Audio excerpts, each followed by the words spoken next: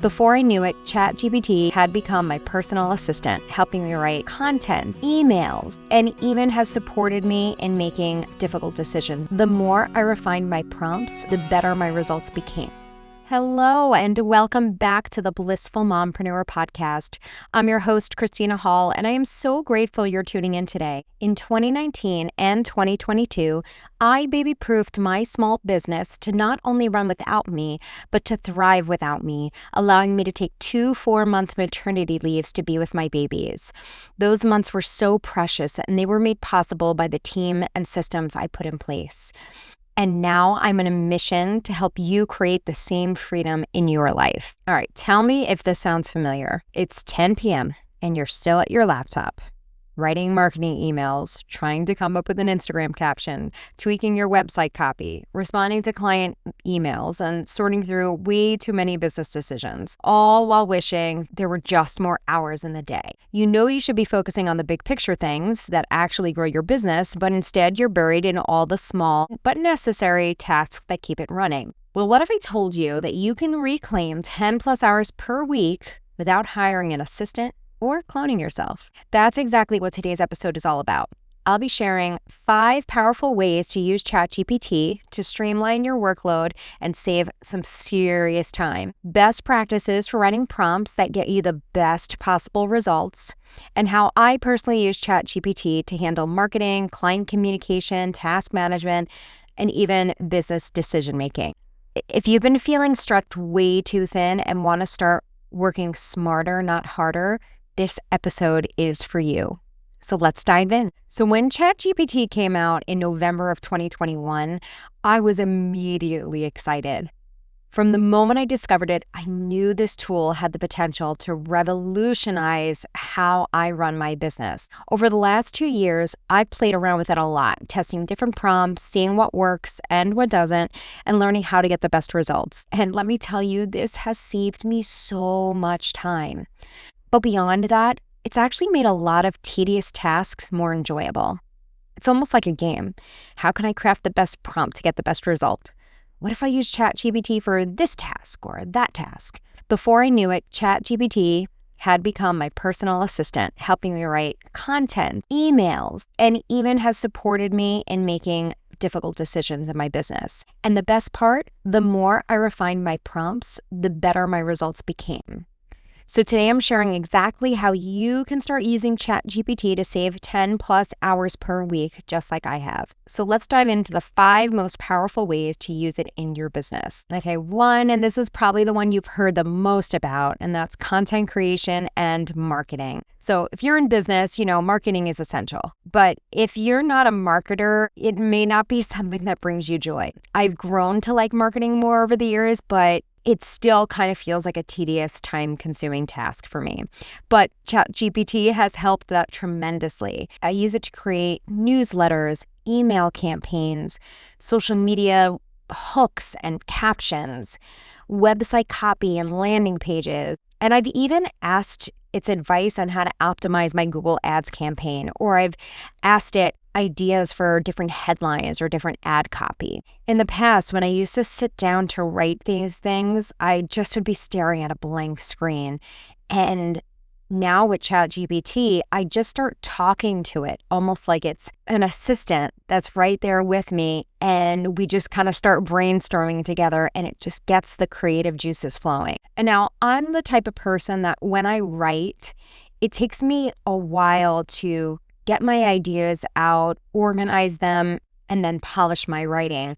But with ChatGPT, I can just feed it all of my random thoughts about a topic, and it will organize it for me and polish it and give it to me in its final form. I usually still have to make a couple of tweaks and adjustments, but it's tremendous the amount of time that it saves me when it comes to writing. Okay, now the second way that I use ChatGPT is as almost like a personal assistant and task assistant. So I use it to draft client and vendor emails, create SOPs and training documents. I will have it create an entire presentation that I can then copy and paste into a Canva slide deck. And then I have this beautiful presentation for a meeting with my team. I can take a transcript from a meeting and then have it spit out a summary and then turn that into action steps. Think of any task that you do in your business. There probably is a way for you to leverage ChatGPT to save you time. Since implementing ChatGPT into my workflow, I noticed that I just accomplish these tasks so much faster. The other use case is for overall business communication. I already mentioned that I use it to draft emails, but I will even do things where I will copy an email that was sent to me, paste it into ChatGPT, say, I need to write a response to this, and then include a couple bullet points of exactly what I want that response to include. But it also helps me write messages that I send to my team and really helps me provide very clear instructions. I sometimes will think I am being clear and concise when I'm communicating, but then when I put the response I originally write into ChatGPT, it will make adjustments and just really clarify what I'm trying to communicate, which is amazing because a huge part of good leadership is to be able to communicate clearly and effectively. Okay, and the fourth use case is decision-making and strategy. So I kind of sometimes use ChatGPT as if it were a business coach that's like on call 24/7. I will assign it a specific expert role. So maybe if I'm like struggling with something with my marketing, I will tell ChatGPT that it is an expert social media strategist. Or if it's a conflict that I have to resolve with a team member, I might tell it that it's an expert HR coach. I'm going to talk a little bit more about how to create those really good prompts later, and one of those techniques is including the role that you want ChatGPT to be or embody. When I use ChatGPT as a coach, I will just go back and forth, ask it questions. I even sometimes ask ChatGPT to ask me questions to help me maybe uncover something or brainstorm something. Okay, and the fifth way that I use ChatGPT is for research. I will do that when I'm doing research for content ideas. Think of anything in your business that involves research, you can utilize ChatGPT to speed that up. You could take articles that you want to read that are maybe a bit lengthy, copy and paste it and ask it to give you a summary and the key points. That way you don't have to waste so much time reading every single word. So definitely try using it for research as well. Okay, now let's get into the best practices for writing the absolute best prompts. This really is crucial because when you give it a very vague prompt, you're going to get a very generic answer. So the more information you give ChatGPT, the better the response is going to be.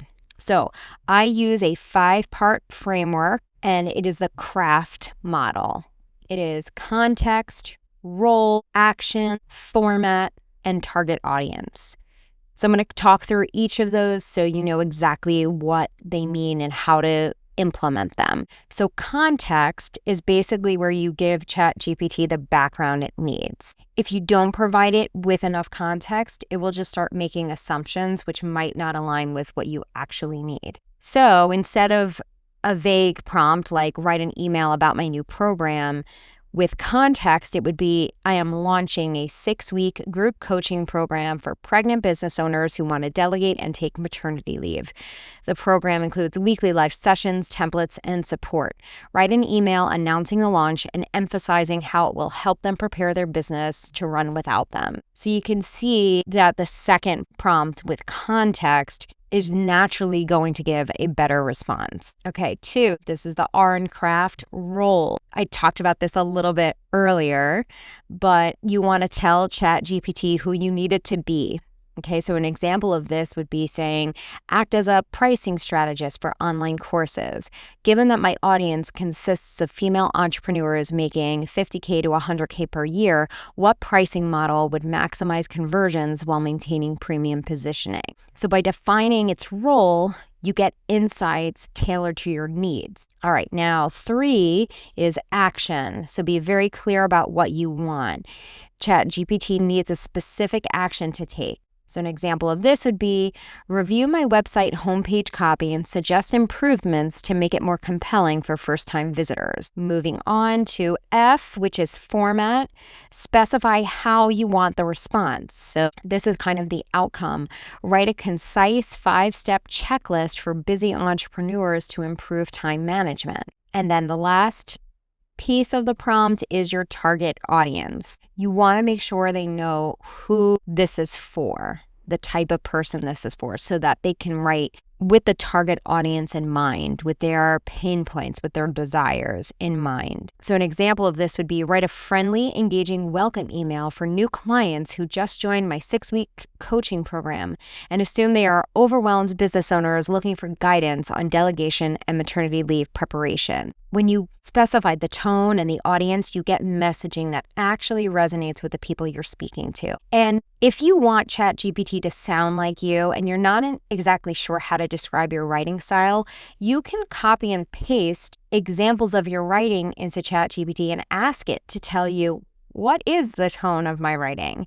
And then once you have those words, then you use those words and tell it when it's writing other things to write in that tone or that style. Okay, so now I'm going to give you an example of how you put all 5 of those pieces together into one prompt.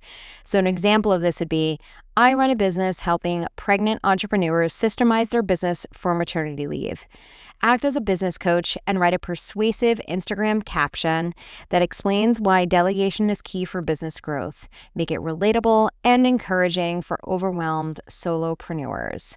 So you can see in there we have the context, we have the role, we have the action, we have the format, and we have the target audience. Now, here's a pro tip. If you're not happy with the response that ChatGPT gives you, simply refine your prompt, add additional details. As you use the tool more, you'll continue to tweak and refine your prompts to get better and better results. All right, so I hope that this episode has opened your eyes to the possibilities of how ChatGPT could really save you tons and tons of time each week. Instead of spending hours on admin, emails, content, you're reclaiming 10 plus hours per week. Time you can spend growing your business, preparing for maternity leave, or just maybe doing something for yourself. All right, and here's your action step for today. Choose one way that you're going to use ChatGPT and just try it out this week. Play around with it. You could use it to help you draft that newsletter, or you can use it as that business coach and ask it for advice. And when you give it a try, I'd love to hear about it. So send me a DM on Instagram at The Blissful Mompreneur